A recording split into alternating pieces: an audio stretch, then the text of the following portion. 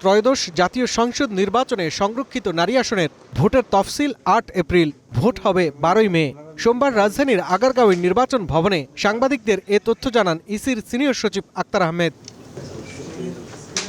সংরক্ষিত নারী আসনে নির্বাচন এবং এর আনুষঙ্গিক প্রক্রিয়া নির্ধারণ সহ ৫টি বিষয় নিয়ে সভায় বসে কমিশন।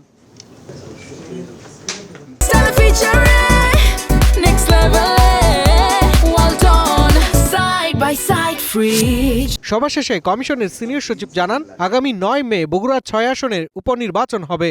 সেই সাথে শেরপুর ৩ এবং সংরক্ষিত নারী আসনের নির্বাচনের বিষয়টিও কমিশন সভায় গুরুত্ব পায়। তফসিল ৮ এপ্রিল আর ভোট হবে ১২ মে। আর এর ভিতরের লেয়ারগুলো পরবর্তীতে শিডিউলে দিয়ে দেবো। আরেকটা যেটা বিষয় আমরা আলোচনা করেছি সেটা হচ্ছে যে শেরপুর ৩ এবং বগুড়া ৬ এই দুটা আসনের নির্বাচন আগামী ৯ তারিখ। এখন পর্যন্ত যা দেখেছি বা যতটুকু হচ্ছে নির্বাচন নিয়ে আপনার কোনো রকমের দুশ্চিন্তাগ্রস্ত হওয়ার মতন কোনো পরিস্থিতি নাই। আসন্ন স্থানীয় সরকার নির্বাচনে ইভিএম পদ্ধতি ব্যবহার করা হবে কিনা সাংবাদিকদের এমন প্রশ্নের জবাবে ইসি সচিব জানান, জাতীয় নির্বাচনের মতো স্থানীয় সরকার নির্বাচনেও ইভিএম ব্যবহৃত হবে না।